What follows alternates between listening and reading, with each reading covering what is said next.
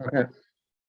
Hey, this is Traci Harrell, and I'm here with Bruce Thompson. He's the past president and CEO of the National Black MBA Association. And Bruce, you were very active with the Black MBA when during the George Floyd incident. Like you and I met, I was doing this Bigger Than Me success series, and you wrote an email.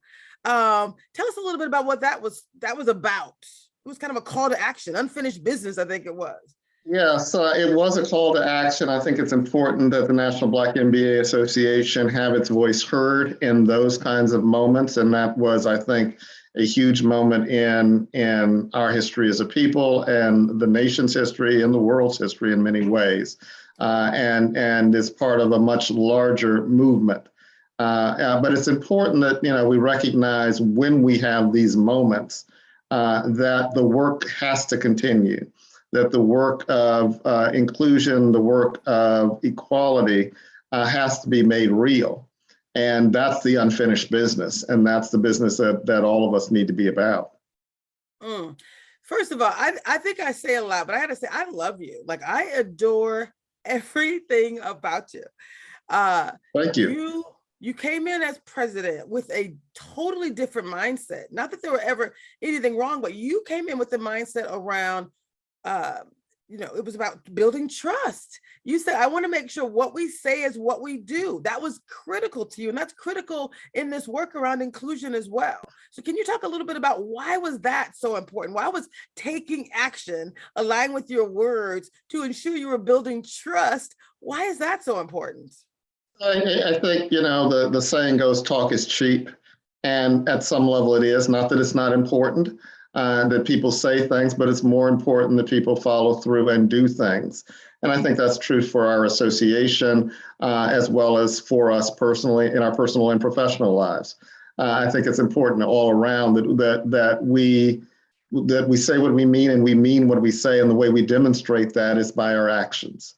And so I think, talking is a start, but actions have to follow for it to be serious, for it to be real. Well, this is all about making it real. So thank you for saying that. You participated in the Bigger Than Me success series from the beginning. And you and I, we started with this call to action. Hey, it was your email that inspired me. I'm like, hello, I'm in. You said, hey, at a national level, we're going to partner with local chapters and sponsors and academics. And you were like, it takes all of us. Right. And this is called the Bigger Than Me success series because it's bigger than me. Talk about why it really is all of us, civic organizations. It's each of us have a role in this solution. We all have a role in the solution, and we all need to hold each other accountable because really, if there is not accountability, there is not progress. This stuff doesn't happen by itself. We don't make substantive improvements in our way of life, in our status without being dedicated to it, without being serious about it, and without holding ourselves accountable about it. And so all of that is important. And when I think about it, it really is, almost a three-part equation for the National Black MBA Association. It's continuing to feed the pipeline. It's really making sure that all the way from leaders of tomorrow through our seasoned executives, that we're training and improving people's skill sets and putting the lie to the we can't find qualified people, which we still hear all too often, and it ought to be, on a laugh track. And we ought to make sure that it stays on a laugh track because it's such an unserious comment. And we have a role in making sure that happens, though, that we are constantly feeding the pipeline with the folks and the skill sets that people need, that companies need, that organizations need to move forward. That's, a big part of our job and our accountability, and then matching those companies or those organizations with talent. Beyond that, I think we really do need to tell the story for why diversity and inclusion matters. We need to tell it more often and more effectively.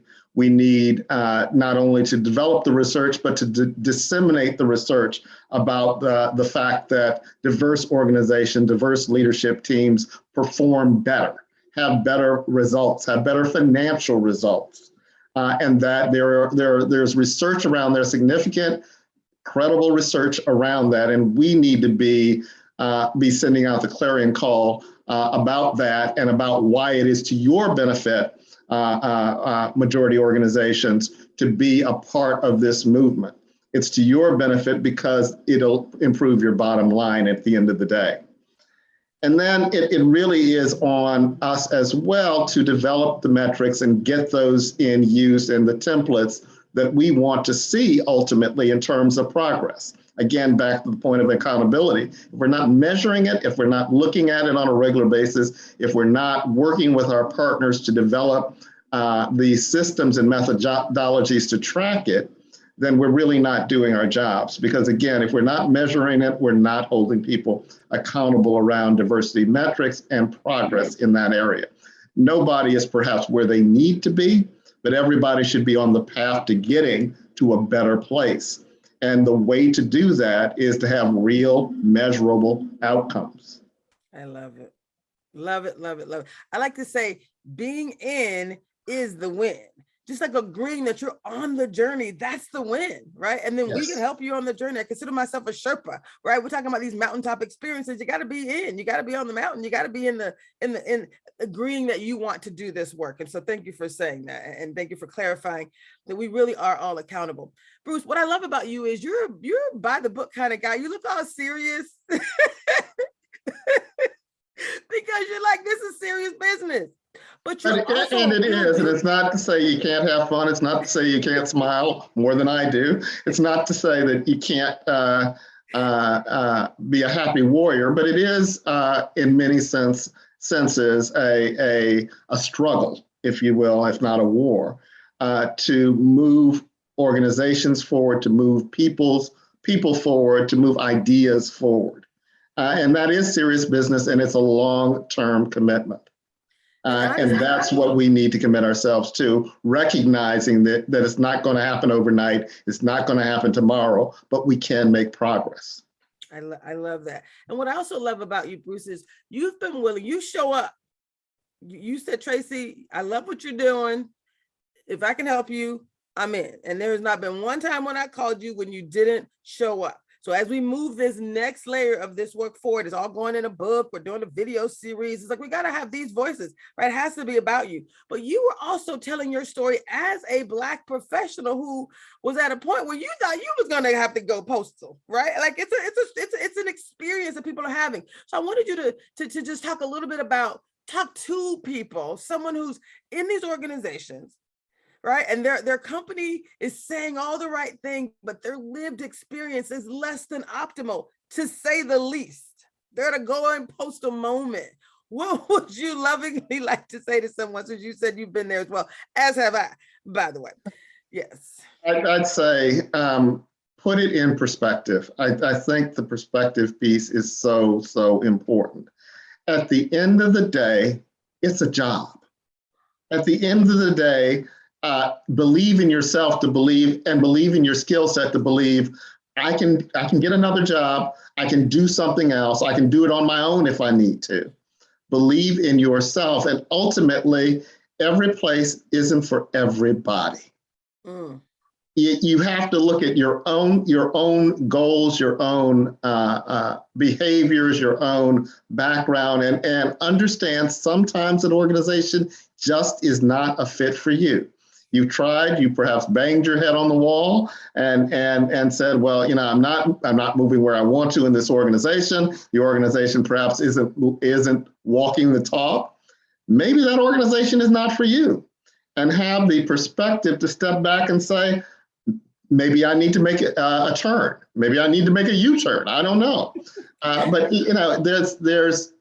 I come after a long career to the viewpoint that every place isn't for everybody, and there is a place for me. There is a place for you where you're a better fit, not maybe a perfect fit, but a better fit, and where you can move positively and fulfill your dreams and move in the direction you want to head. And so keep that perspective about you, that it doesn't have to be here. There are other opportunities. There are always other opportunities. Bruce, I got to tell you how much I love that first of all, there are other opportunities. Every place is not for everyone, but there is a place for you. So I love that. And I wanted to just kind of tease on that just a little bit more, because when I was in my last role, great company, amazing leaders, horrible experience as related to inclusion. And I started doing work internally. And they were all supportive of that. And I did have a Black mentor come to me and say the same thing. Traci, you're brilliant.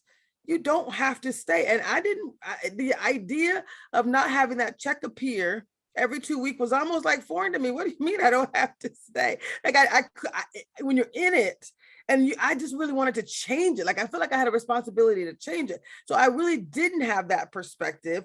I couldn't get the idea of just leaving, because now I'm still leaving a problem. Like they said, they want to fix it, I can fix it. So like, what do you do for the eternal optimist like me, who's like, you say you want to fix it, I'm here to help you. Like from the inside, it was a different struggle. I felt like I was laying on an operating table trying to tell the surgeons how to remove my appendix, right? That's a non-tenable situation. From the outside, it's a little easier, right, to be able to talk about that experience. So again, get a little deeper into the mind of someone like me, and like you said you were in the moment. What is that thing to pull you out? I mean, what else can you share? Yeah, part of having perspective is having a life outside of work, quite frankly, is having, relationships outside of work, and help and the ability to have them help you bring the needed perspective to the situation. If you get caught up in your own head, if you get caught up in your own thoughts, often, and I've been in this situation, you don't not only think you're right, you're absolutely certain you're right. And I have been in that position and been as wrong as the day is long. Misread the situation, misread the intent, but was sure that I was right. And sometimes you need help in pulling you out of yourself, pulling you out of your own view of the world, and getting somebody else's perspective to help you frame the situation appropriately. So I do strongly encourage you, and that's one of the benefits of an organization like the National Black MBA Association, is that it puts you with people similarly situated, perhaps not at your company, perhaps not in your specific function, but who have lived experience similar to yours and can offer a perspective that is useful to you. Their perspective may not always be right, but it's one to consider. And often when you're inside your own head, you're not considering anybody else's thoughts or perspective but your own. And your own isn't always right. I love that. I love that. Thank you so much for that. We only got one more question and one more minute. So thank you. I just wanted to thank you for your time as we transition out to this last question. The video that we were watching was called Unapologetically Black and Living Beyond a Hashtag. Do you have any language you want to share about either unapologetically Black or why it's important to live beyond a hashtag? When you hear those words, what does that mean to you? I think it means a couple of things. One is, and starting with the hashtag, living with commitment. It's not a slogan. It's what you believe, ultimately. It's what you're committed to. It's what makes you tick. It's what you value. And that's the key word I would use. What do you value? What matters to you? And to me, it can't just be a slogan. It can't be just a hashtag. It has to be a way of life. It has to be who you are. And that does take some introspection. It does take some challenging of yourself in terms of, this is what I say, now what am I doing? And all of us, have points at which our actions don't necessarily follow our words. And so you got to check yourself a bit. And you also have to, if you're in a good position, have people willing to check you. And so to me, that piece is important. Unapologetically Black is really understanding who you are, and again, the value of who you are and what you bring. And not feeling like you have to necessarily fit in to what is the dominant culture, and particularly the dominant business culture. At some level, yes, I tweak myself a bit. I dress in a certain way so as to fit in better or to make people more comfortable. But that doesn't mean I'm not who I am. That doesn't mean I'm not willing to take a stand on values that are important to me. It means being unapologetic about who you are and where you come from and what value that brings to an organization. because it does bring value. You just have to believe it before anybody else is going to believe it. Mm. You heard it here, people. Thank you so much, Bruce. This is Traci Harrell. It's bigger than me, but together it's not bigger than us. We got this. Thanks. Thanks, Traci.